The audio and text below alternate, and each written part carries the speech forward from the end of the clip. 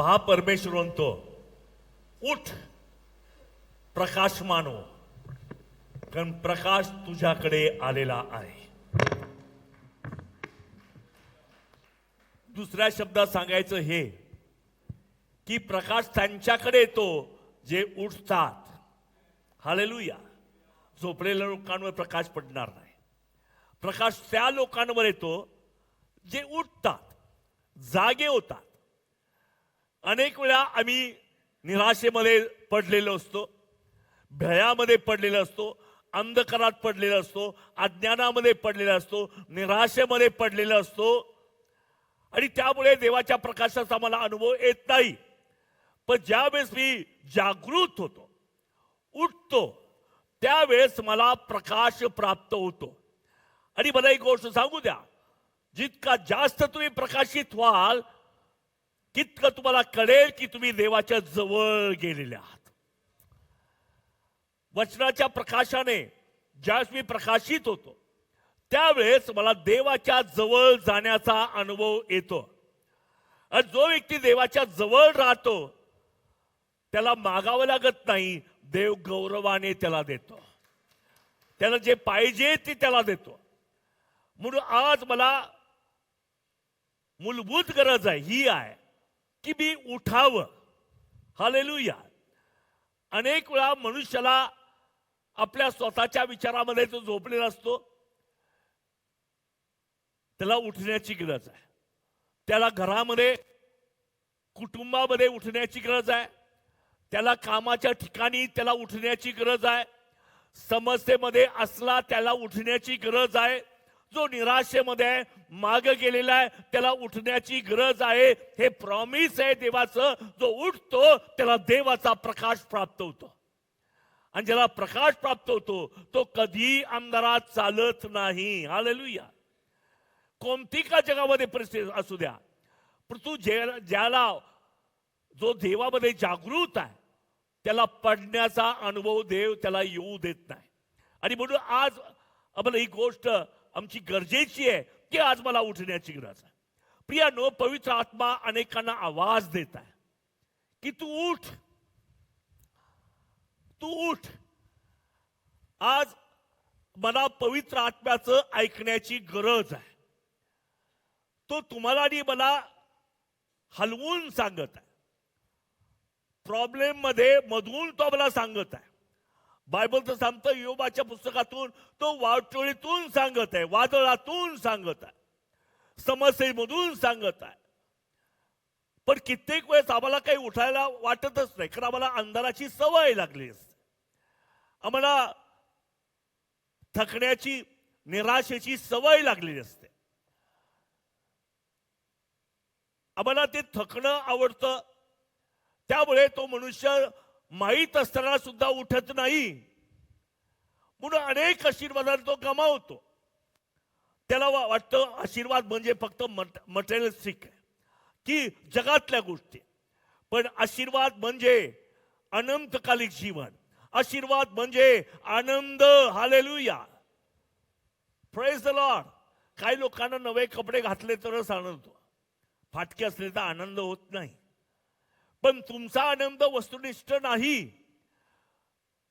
तुमच्या जीवनात काही घडो, तुमचा आनंद कोणी हिरावून घेऊ शकत नाही. कोणती परिस्थिती हिरावून घेऊ शकत नाही. हे हेल्दी जीवन आहे. हे निरोगी आध्यात्मिक जीवन आहे की ज्याच्यावर जगाचा काही परिणामच होत नाही. तो सर्व आनंद करतो. आणि असाच व्यक्ती सैतानाचा येशूच्या नावाने तमाशा करतो. तो सैतानाला पराजित करतो. आणि म्हणून तुम्हाला सांगू दे की आज मला उठण्याची गरज आहे. मागच्या वेळेस आपण पाहिलं की पवित्र आत्मा तुम्हावर येईल किंवा पवित्र आत्मा तुम्हाला सर्व सत्यामध्ये नेईल. तो तुमचा कैवारी आत्मा आहे. म्हणून आपण पुन्हा वचन वाचूया. योहान कृष्ण वर्तमान 14 अध्याय त्याचं 16 वचन यावेळेस आपण वाचणार आहोत. हालेलुया. मी पित्याला विनंती करीन, मग तो तुम्हास दुसरा कैवारी म्हणजे सत्याचा आत्मा देईल, त्याने तुम्हाबरोबर सदा सर्वदा राहावे म्हणून. आमेन. तो तुम्हाला सत्याचा कैवारी आत्मा देईल. कशासाठी? सदा सर्वदा देईल. सदा सर्व काळ जगण्यासाठी देईल. तर मला तुम्हाला सांगू द्या, मी चालायचं कसं मला कळत नाही. पवित्र आत्मा माझी मदत करतो आणि तो मला चालवतो. Hallelujah, praise the Lord. या ठिकाणी हा एक स्पीकर आहे, तो मला वर उचलायचा आहे. किती जड आहे, मला तो वर उचलता येत नाही. पण कोणीतरी एक पैलवान असेल तर जरा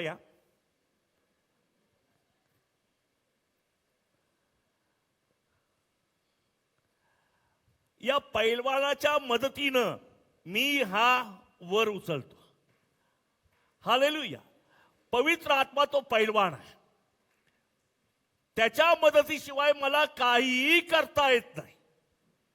म्हणून नवीन जीवन कसं जगायचंय मला माहित नाही. पवित्र आत्मा मला मदत करतो की नवीन जीवन कशा रीतीने जगायचं. इतकंच नाही तर तो माझा कैवार घेतो. कारण अनेक वेळा आम्हाला कैवाराची गरज नाही, आमचा कोणी नसतं. सगळे लोक आम्हाला टाकून जातात, काही लोक आम्हाला दोष देतात, काही आमच्या चुका तपासतात आणि आम्हाला निराश करतात. अशा वेळेस एका कैवारीची गरज आहे. तो कैवारी आत्मा पवित्र आत्मा आहे आणि तो तुम्हाला निराश सोडणार नाही. तो म्हणतो मी आहे, मी तुला मदत करतो. आणि पवित्र आत्मा माझा कैवार घेतो आणि मला सत्यामध्ये चालवतो. जीवनाचा अनुभव तो मला देतो. म्हणून ख्रिस्ती जीवन हे फक्त पवित्र आत्म्याच्या मदतीने चालणारं जीवन. जर पवित्र आत्मा नसेल तर ख्रिस्ती जीवनाला काही अर्थच नाही. आणि त्यासाठी तुम्हाला आणि मला एक महत्वाची गोष्ट दिली आहे, तो म्हणजे पवित्र आत्मा. तो पवित्र आत्मा मला सर्व सत्यामध्ये नेतो. म्हणून रोमकराच्या पत्राच्या 8व्या अध्यायात सांगितलंय की तो पवित्र आत्मा तुम्हाला मदत करतो. का? कशी प्रार्थना करावी, प्रार्थना कशी करावी मला कळत नाही.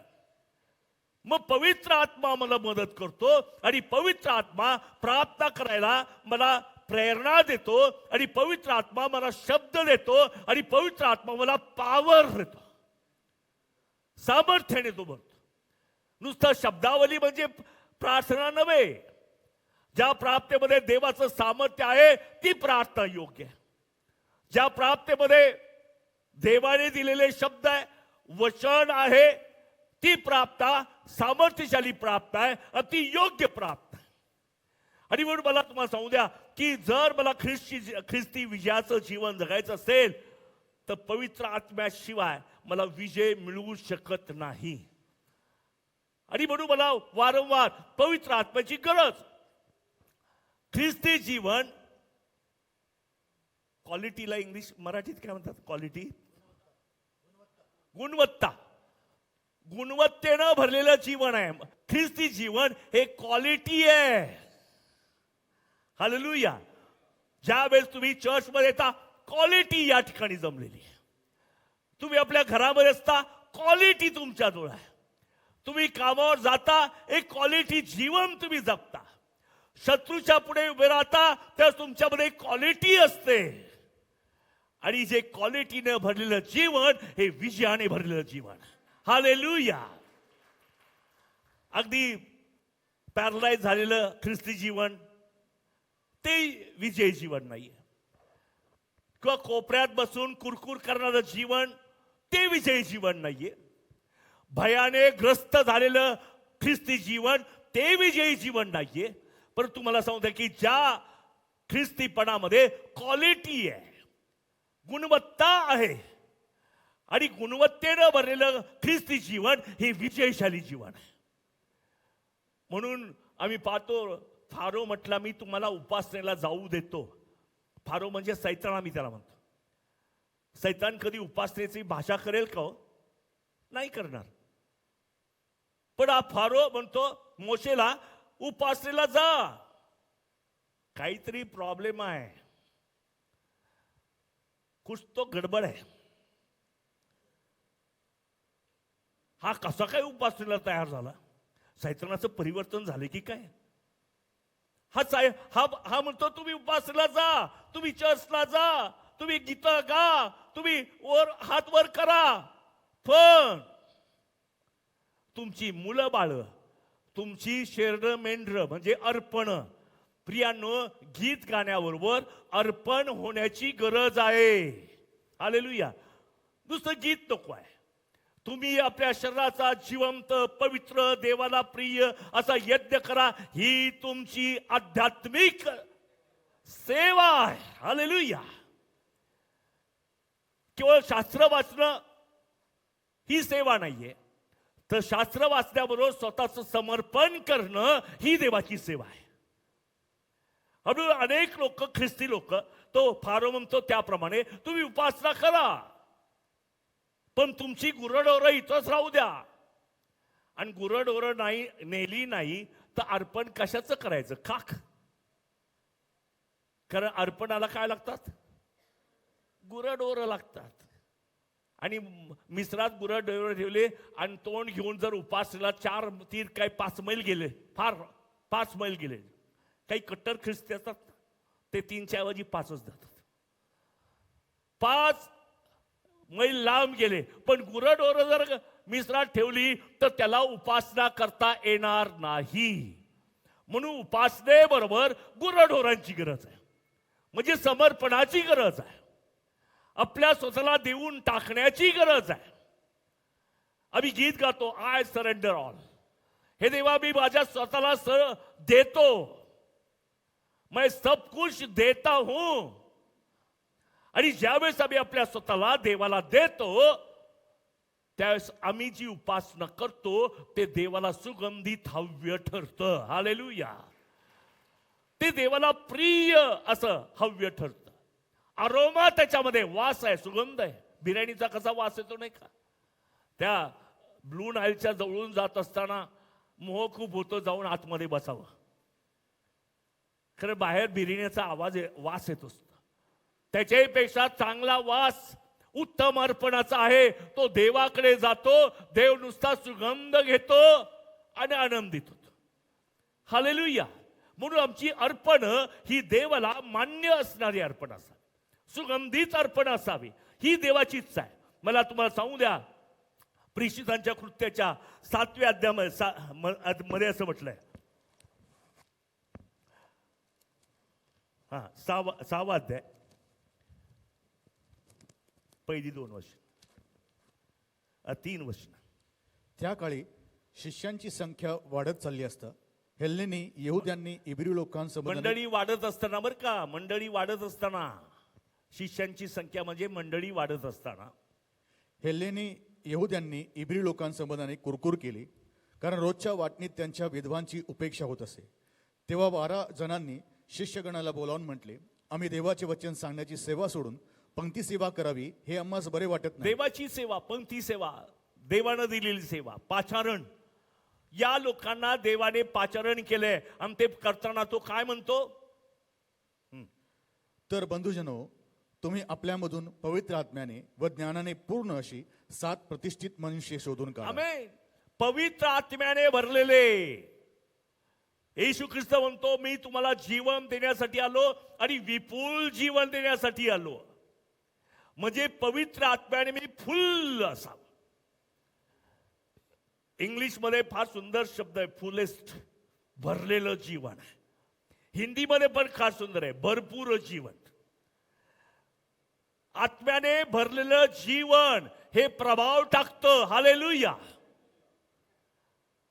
जो व्यक्ती आत्म्याने भरलेला असेल त्याने चटणी भाकरी जरी दिली तरी लोकांना गोड वाटते.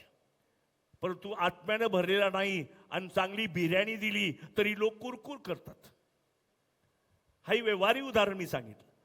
परंतु आत्मिक जीवन जे आहे, ज्या व्यक्तीला पवित्र आत्म्याने भरलेला आहे, पवित्र आत्म्याचे कॅरेक्टर्स त्याच्या जीवनामध्ये आहे, आत्म्याचं फळ तो देतो, जिकडे जाईल तिकडे देवाचं सानिध्य तो प्रगट करतो. हे भरपूर जीवन. आणि आज देवाला तुमच्या आणि माझ्यातून या भरपूर जीवनाची अपेक्षा आहे. तुमचं जीवन हे भरलेलं असावं, रिकाम असू नये किंवा अर्धवट असू नये. म्हणून देवाने वाढप्याच्या कामासाठी सुद्धा आत्म्यानं भरलेल्या जीवनाची अपेक्षा केलेली आहे. तू आत्म्याने भरलेला आहे का? मग तू देवाची सेवा करू शकतो. मग तुझं अर्पण मला मान्य आहे. तू जे आपल्या स्वतःला देवाला देतो त्याच्याविषयी देवाला आनंद वाटतो, कारण तुझं जीवन भरलेलं आहे. म्हणून सांगितलंय लंगडा पशु देवाला अर्पण करू नका.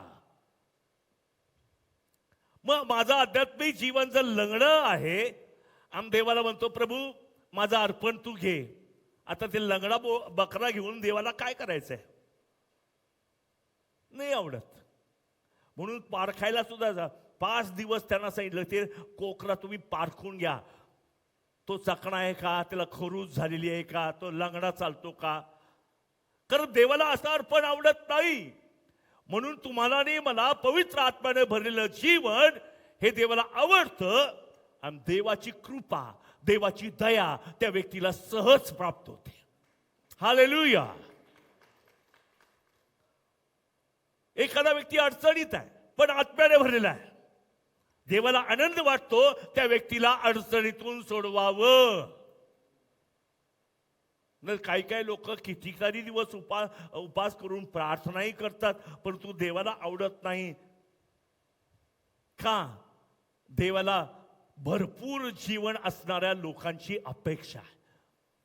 तुमचं आणि माझं पवित्र आत्मा, तुमचं आणि माझं जीवन हे पवित्र आत्म्याने भरलं असावं. आणि म्हणून पवित्र शास्त्र फार सुंदर सांगतं, आमचं जे भरपूर जीवन आहे ते विजयी जीवन आहे. हालेलुया.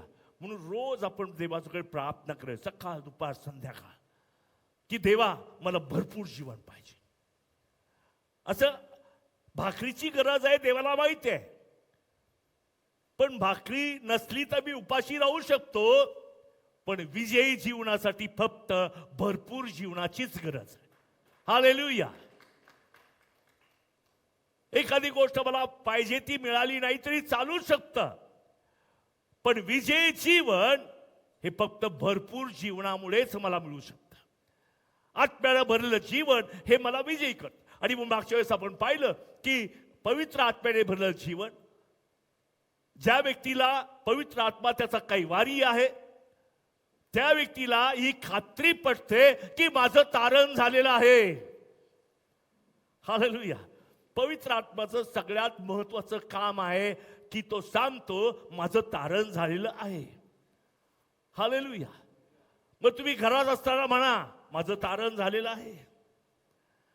ज्यावेळेस तुम्ही ड्युटीवर असता, परिस्थिती तुमच्या विरोधात असते, त्यावेळेस मोठ्याने आपल्या अंतःकरणात म्हणा माझं तारण झालेलं आहे.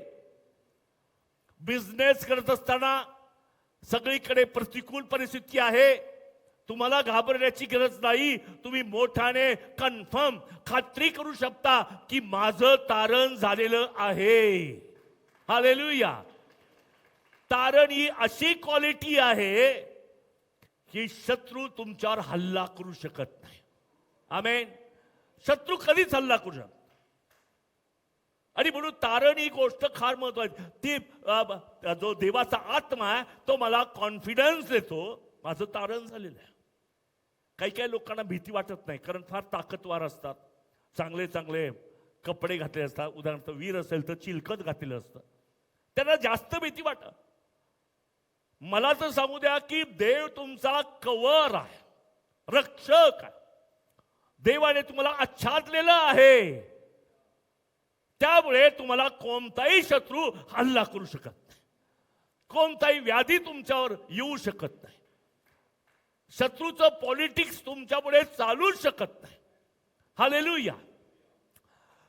तुमच्या विरुद्ध कोणताही बाण यशस्वी होऊ शकत नाही, कारण तुम्हाला खात्री आहे माझं तारण झालेलं आहे. किती लोकांचं तारण, जरा हात वर करा बरं. त्याने एक वचन मी सांगतो, येशाचं पुस्तक याचा 54 अध्याय आणि त्याचा 18 वचन.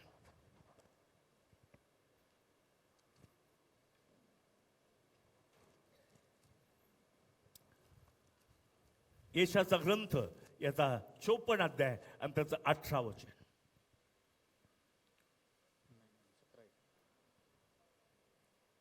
सॉरी 17 वचन. तुझ्यावर चालवण्याकरता घडलेले कोणतेही हत्यार तुझवर चालणार नाही, कारण तुझं तारण झालेलं आहे. येशा 53 अध्याय त्याच्यानंतर 54 अध्याय. 53 अध्यायामध्ये येशू ख्रिस्ताने आमचे व्याधी घेतले, आमचे शाप घेतले, आमचे रोग आजार घेतले आणि बरेच आशीर्वाद त्याने आम्हाला दिले. बरेच म्हणजे सगळे आशीर्वाद दिले. 54 अध्यायामध्ये तो आता म्हणतो ज्याचं तारण झालेलं आहे त्याच्यावर कोणतंही हत्यार चालणार नाही. हालेलुया. तुम्ही कॉन्फिडंटली म्हणू शकता का? आत्मविश्वासाने किंवा विश्वासाने खात्रीनं म्हणू शकता का कोणतंही हत्यार माझ्यावर चालणार नाही? जे बोलतील त्यांच्यावरच हत्यार चालणार नाही, जे बोलणार नाही त्यांच्यावर चालेल. म्हणून हत्यार आपल्यावर येऊ नये म्हणून जरा सावधगिरी. तुम्ही मोठ्याने म्हणू शकता कोणतंही हत्यार माझ्यावर चालणार नाही. आता खरा आवाज आला. Praise the Lord. हा कॉन्फिडन्स आहे. ऑफिसमध्ये असताना, घरामध्ये असताना, बिझनेसमध्ये असताना, पॉलिटिक्समध्ये असताना, ज्यावेळेस तुम्ही जाता त्यावेळेस तुम्ही खात्री करा की परमेश्वर माझा रक्षक आहे. कोणताही हत्यार माझ्या विरुद्ध चालू शकत नाही. हालेलुया. म्हणून पुढे एकदा मोठ्याने वाच. तुझ्यावर चालवण्याकरता घडलेले कोणतेही हत्यार तुझवर चालणार नाही. तुझवर आरोप ठेवणाऱ्या सर्व जीवांना तू दोषी ठरवशील. आमेन. काही काही लोकांना भीती वाटते नेहमी. ते मला माझ्यावर आरोप करतात, ते माझ्यावर आरोप करतात, ते माझ्यावर आरोप करतात, ते माझ्यावर करतात. परंतु तुमचं तारण झालं असेल तर देव तुमच्यावर कोणताही आरोप येऊ देणार नाही. हालेलुया. Praise the Lord. यालाच किती लोक घाबरतात. लोक मला काय म्हणतील, तो मला असा म्हणतो, ती मला अशी म्हणते. लोक काय म्हणतात त्याच्याकडे बऱ्याच लोकांचे कान लागलेले असतात. पण जे तारण पावलेले असतात ते काय म्हणतात? वाचा. कोणते आरोप?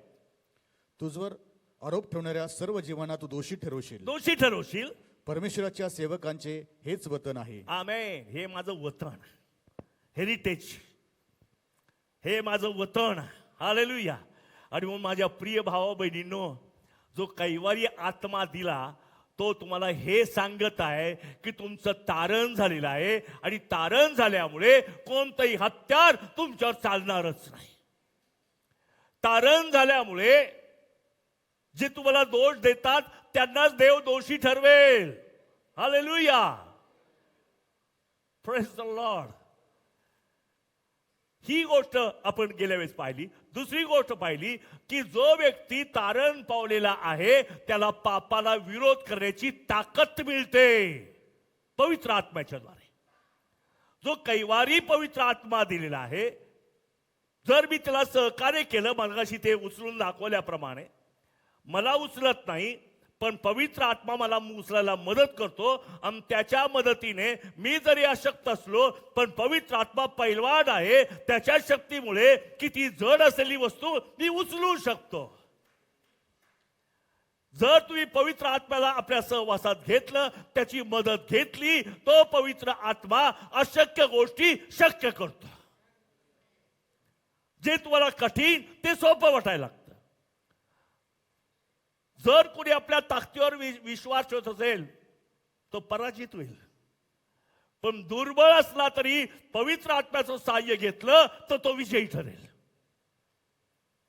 म्हणून काही काही लोक आपल्या ताकदीवर विश्वास ठेवतात. नाही, मी फार प्रार्थना करतो, मी फार शास्त्र वाचतो, मी फार दानधर्म करतो, माझं कधी काही वाईट होणार नाही. आणि तुझं कधी काही वाईट होणार नाही याच्यामुळे नाही की तू फार दानधर्म प्रार्थना करतो, पण तुझं कधी काही वाईट होणार नाही कारण तुझं देवाने तारण केलेलं आहे. म्हणून आज किती आनंदाची गोष्ट आहे की आमचं तारण झालं आहे. आमेन. मागच्या वेळेस सिस्टर दळवीने गीत गायलं, माझे तारण झाले आता. कारण ही एक अद्भुत गोष्ट आहे, चमत्कारिक गोष्ट आहे. ही येशू शिवाय कोणी करू शकत नाही. ती गोष्ट मला प्राप्त झालेली आहे म्हणून मला मोठा आनंद आहे की देवाने माझं तारण केलं आहे.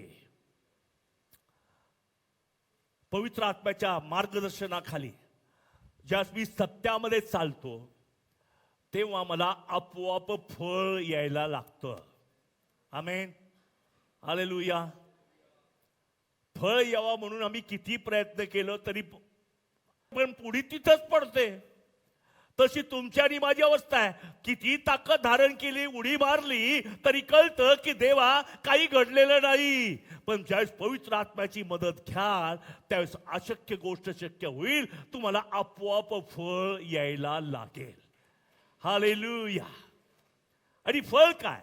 प्रीती, आनंद, शांती, सहनशीलता, सौम्यता, ममता, चांगुलपणा, विश्वासपणा, इंद्रिय दमन, हे फळ आहे. आणि लोकांना हे फळ आवडतं. किती लोकांना आंब्याचं फळ आवडतं? पण त्या फळापेक्षा जास्त गोड आत्म्याचं फळ आहे. हालेलुया. तर मला सांगू द्या की या आत्म्याच्या फळामध्ये जी ताकद आहे त्याच्या पुढे अधोलोकांच्या द्वाराचं काहीच चालत नाही. आमेन. म्हणून मला पवित्र आत्म्याच्या सामर्थ्याची गरज आहे. ज्यावेळेस मी पवित्र आत्म्याने भरला जातो, पवित्र आत्म्याने भरपूर जीवन जगतो, त्यावेळेस मला आपोआप फळ यायला लागतं. ही मी म्हटलेलं झाड फळांना जन्म देतं. हालेलुया. कारण माझ्यामध्ये पवित्र आत्मा आहे. पवित्र आत्मा नसेल किती खतपाणी घाला फळ येणार नाही. म्हणून जे झाड पाण्याच्या ते फळ देत. प्रवाहाजवळ म्हणजे पवित्र आत्म्याच्या जवळ. आणि म्हणून मला आज कशाची गरज आहे? फळ द्यायला मला फार आवडतं. परंतु मला पवित्र आत्म्याच्या जवळ राहायला जास्त आवडलं पाहिजे. मी पवित्र आत्म्याला समर्पित असावं. पवित्र आत्म्याची ताकद मी घ्यावी. पवित्र आत्म्याची मदत मी घ्यावी. पण काही काही लोकांना नको नको मी आहे समर्थ, उचलू शकतो ते स्पीकर मी उचलू शकतो. नको पवित्र आत्मा कृपा करून नको नाहीच उचलू शकणार. पवित्र आत्म्याला जर तुम्ही विनंती केली तर देवाला आनंद वाटेल आणि पवित्र आत्मा तुम्हाला पॉवर देईल. तुमच्या अशक्तपणात देव शक्ती पुरवेल आणि तुमच्यासाठी महत्वाच्या घटना घडू लागतील. हालेलुया. म्हणून आमच्या ज्या प्रार्थना आहे, म्हणून मला तुम्हाला सांगू द्या की या प्रेषितांच्या कृत्याच्या 6व्या अध्यायामध्ये जे सांगितलं की 3ऱ्या वचनामध्ये, ते आत्म्याने परिपूर्ण, ज्ञानाने परिपूर्ण. कशासाठी? वाढण्यासाठी. वाढप्याचं काम. जर वाढप्यासाठी जर आत्म्यानं ज्ञानानं परिपूर्ण पाहिजे तर पालकासाठी तर किती पाहिजे? जे लिडरशिप करतात त्यांना तर किती गरज आहे. पण काही काही लिडरशिप अर्ध्या हळकुंडाने पिवळी होतात. थोडंसं काही कळलं की, पण मला समजाय ते करा, त्याच्यामध्ये देव वाढ करील. पण अपेक्षा वाढण्याची ठेवा, सेवा करण्याची अपेक्षा नव्हे. देव माझा वापर करतो, गौरव देवाला. परंतु आनंदाची गोष्ट आहे की सेवा करता करता देव मला वाढवत आहे. ही आमची टेंडन्सी असावी, ही मनोधारणा असावी की मी फार महाराष्ट्रभर सेवा करेल. म्हणून माझ्यानंतर म्हणतील अहो पास्टर महाडकर होते एकेकाळी महाराष्ट्रामध्ये आणि त्यांनी महाराष्ट्रभर सेवा केली. हे मला ऐकायचं नाही. मला हे ऐकायचं आहे की पास्टर महाडकर पवित्र आत्म्याने भरलेली व्यक्ती आहे आणि जे पाहिजे ते फळ त्यांना आलेले आहेत. हालेलुया. म्हणून माझी ओळख, मी किती मोठं काम करतो ती नाही, पण माझी ओळख ही आहे की मी जास्तीत जास्त आत्म्यानं भरलेला आहे आणि जास्तीत जास्त फळ मी देत आहे. आणि बायबल सांगतं योहान 15 मध्ये तुमचं फळ टिकणार आहे. याचा अर्थ न टिकणारं पण फळ आहे. मग न टिकणारं कोणतं आहे? काहींना गुड फ्रायडेच्या काळात फळं येतात, ईस्टर झाला की फळ संपले. काहींना ख्रिसमस डिसेंबरच्या पहिल्याच आठवड्यात फळ येतात. मग वेगवेगळे कार्यक्रम ते करतात. एकदा डिसेंबर गेला, 25 डिसेंबर, ख्रिसमस संपला की 1 तारखेला एकही फळ नाही. सीजनल. काही काहींना मिटिंगच्या द्वारे फळ येतात. मिटिंगला 10-12 दिवस झाले की फळं संपले. तर मला सांगू द्या की बायबल सांगतं की तुमचं फळ टिकावं. हालेलुया. ख्रिसमस असो अगर नसो तुम्ही फळ देणारे व्हा. गुड फ्रायडे असो अगर नसो तुम्ही फळ देणारे व्हा. Praise the Lord. मला तुम्हाला हे सांगायचंय की ख्रिस्ती विजयी जीवन ते आहे जे लोकांवर प्रेम करतं, लोकांना दया दाखवतं, लोकांची क्षमा करतं, त्याच्यामध्ये विश्वासूपणा आहे, चांगुलपणा आहे. हालेलुया. इंद्रिय दमन आहे. काही लोकांचं तारण झालंय पण इंद्रियावर ताबाच नाही, जिभेवर. इंद्रिय म्हणजे फक्त दुसरे इंद्रिय नाही, हे पण इंद्रिय आहे. काही लोकांना इंद्रिय दमन म्हटलं की ते काहीतरी वेगळं आठवतं. मग तो भांडण करतो, तो शिव्या देतो, तो शाप देतो आणि म्हणतो मी पवित्र आत्म्याने भरलेला आहे.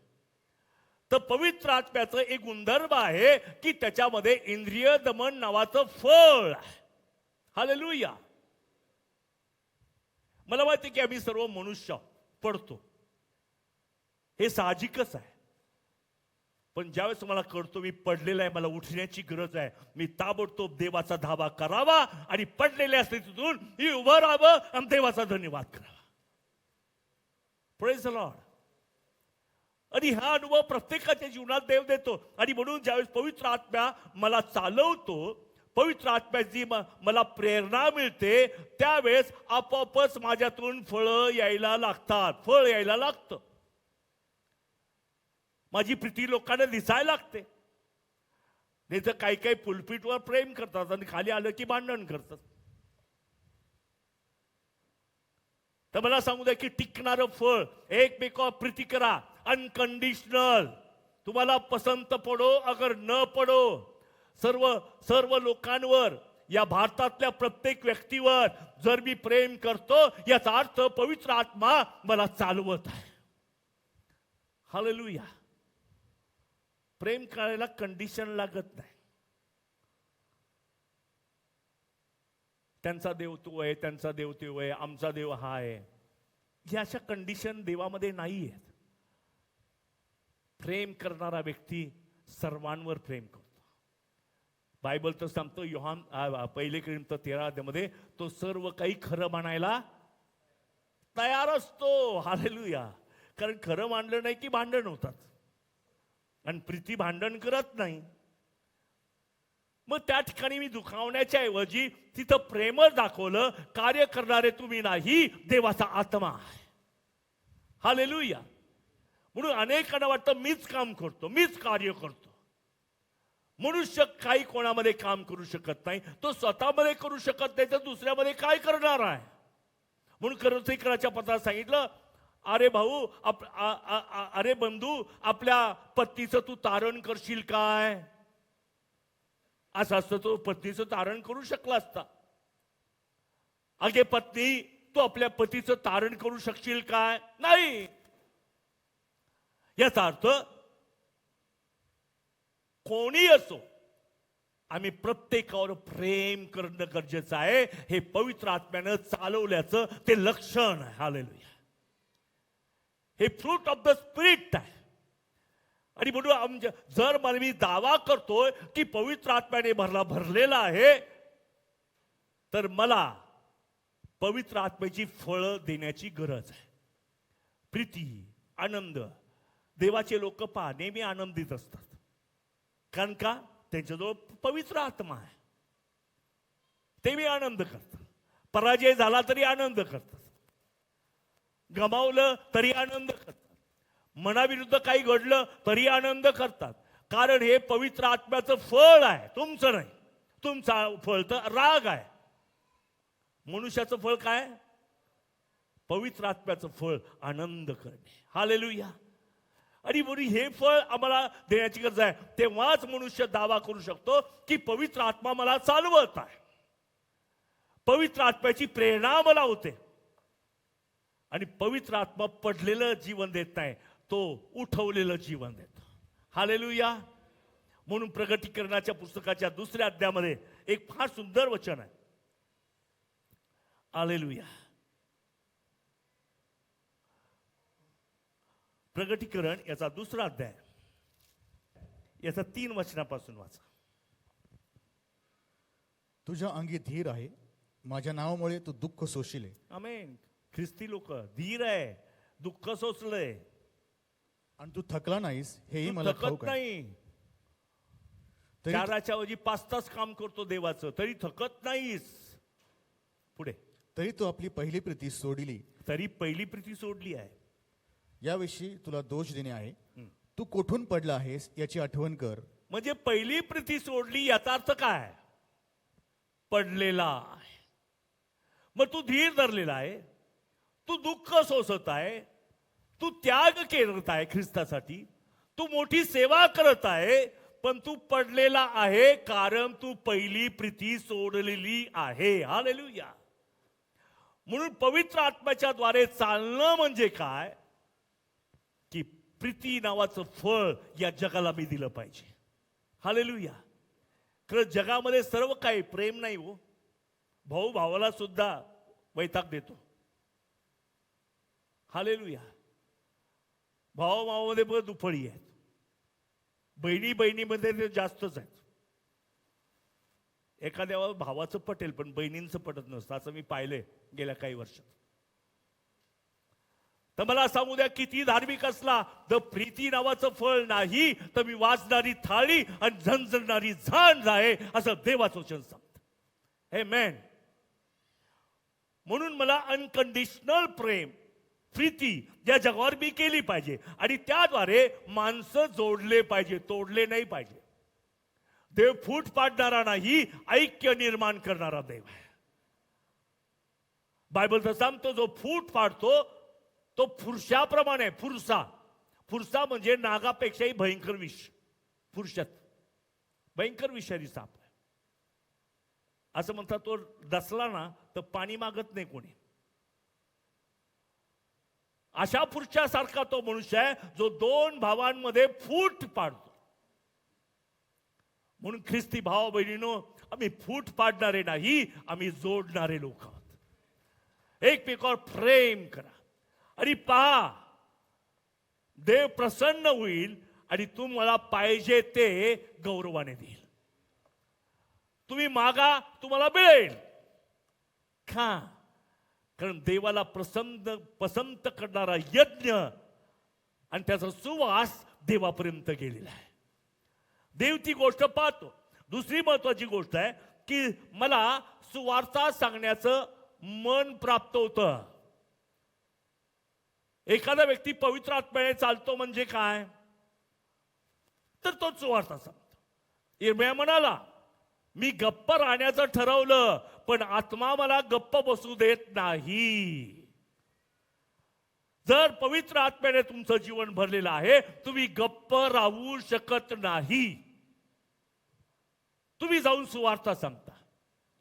म्हणून सुवार्ता सांगण्याचं मन त्या व्यक्तीला प्राप्त होतं ज्याच्यामध्ये भरपुरीचं जीवन आहे, आत्म्यानं भरलेलं जीवन आहे. आणि म्हणून त्याला सुवार्ता सांगण्याचं मन म्हणतं. कारण बायबल सांगतं, जाऊन सर्व सृष्टीला सुवार्तेची घोषणा करा. येस लॉर्ड, मी निघालो सुवार्ता सांगायला, कारण देवाने मला सांगितलं. हालेलुया. पवित्र आत्मा तुम्हावर येईल, तुम्हाला सामर्थ्य प्राप्त होईल आणि जगाच्या शेवटापर्यंत तुम्ही साक्षीदार व्हाल. म्हणजे साक्षीदार म्हणजे काय? आता समजा माझ्या मुलाचा पोलिओ बरा झाला, ती एक आज लोक साक्ष सांगतात, मी पण सांगतो. त्या साक्षीनं वळवण्यापेक्षा माझं बदललेलं जीवन हीच खरी साक्ष आहे. हॅलो, मी साक्ष काय सांगतो? मला भूत लागलं होतं, भूतच निघून गेलं. आणि कधी आधीमधून ते येत असतं परत. पण मला सांगू द्या की ज्या वेळेस पवित्र आत्म्याने तुमचं जीवन भरलेलं जातं त्यावेळेस तुमच्यामध्ये बदल घडतो. परिवर्तन घडतं. आणि तुम्ही करत नाही, तुमच्या ठाई असलेला पवित्र आत्मा जो तुमचा कैवार घेतो, तो तुम्हाला सत्यामध्ये नेतो आणि तो तुमचं परिवर्तन करतो. हालेलुया. आज आपण 2 मिनिटं डोळे झाकून प्रार्थना करणार आहोत की मला देवा विजयी जीवनाची गरज आहे. मी तर केपेबल नाही, मी अशक्त आहे, मी दुर्बळ आहे, मला काही करता येत नाही, माझ्यावर विश्वास नाही, परंतु माझा तू दिलेल्या पवित्र आत्म्यावर विश्वास आहे. त्या पवित्र आत्म्याच्या द्वारे मला भरपुरीचं जीवन दे, विजयी जीवन दे. अशी प्रार्थना तुम्ही 2 मिनिटं करू नका. हालेलुया. प्रत्येकाने डोळे झाका आणि प्रार्थना करा. कारण तुम्ही नाही करू शकत, पवित्र आत्मा तुमचा कैवार घेणार आणि तो तुम्हाला विजयी जीवन देणार. हे तुमच्या हातात नाही, देवाच्या हातात आहे. म्हणून फक्त धावा करणं हेच माझं काम आहे. हालेलुया. हालेलुया. तुम्ही फक्त एका बाजूनं ओझं उचला, दुसऱ्या बाजूनं पवित्र आत्मा आपली ताकद लावून तुमचं सगळं ओझं तो उचलणार आहे. कदाचित तुम्ही फक्त हात लावला तरी हरकत नाही. ताकद लावू नका, हात लावा, पण लावा, पण विश्वास त्याच्यावर ठेवा जो पलीकडचा पैलवान, त्याच्यात मोठी ताकद आहे आणि तो तुम्हाला विजय करणार आहे. मी विजय होणार नाही, माझी ताकद विजय होणार नाही. ओ हालेलुया. Praise the Lord. धन्यवाद ईश, राजाधिराजा, धन्यवाद. Hallelujah. Praise the Lord. Hallelujah. येशूच्या द्वारे. आमेन, आमेन, आमेन. हालेलुया.